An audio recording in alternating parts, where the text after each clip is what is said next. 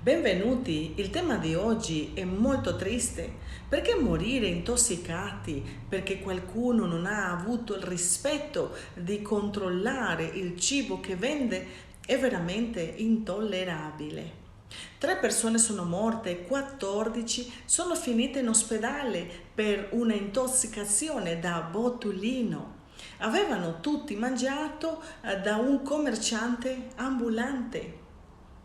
E qui vorrei ricordare la signora che ha comprato un salmone in un supermercato ed è finita in coma in ospedale, infetta da un batterio chiamato listeria. Un salmone può creare meningite, attacchi epilettici, paralisi ed encefalite.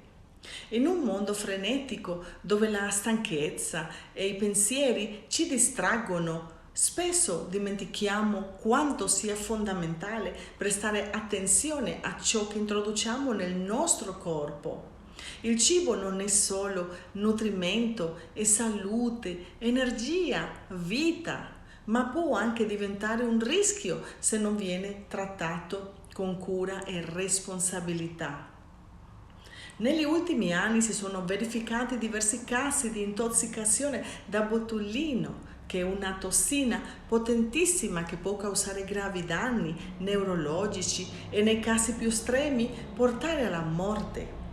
Queste intossicazioni sono spesso legate a cibi conservati male, esposti a temperature elevate o preparati in ambienti poco igienici, o quando si utilizza lo stesso cucchiaino per tanti prodotti.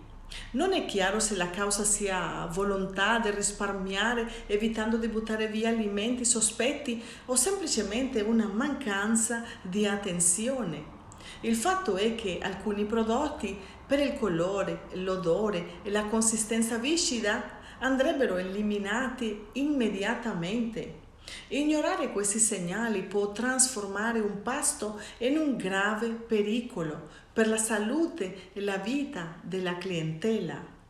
Quando il risparmio diventa pericoloso, ci sono locali dove il cibo non viene assaggiato, annusato, controllato, dove la priorità si vede che non è la salute del cliente, ma il guadagno. E questo è un rischio enorme, perché il botulismo, ad esempio, non altera il sapore o l'odore del cibo e questo rende difficile accorgersene dal pericolo. Un messaggio per chi mangia fuori casa. Se mangi fuori casa,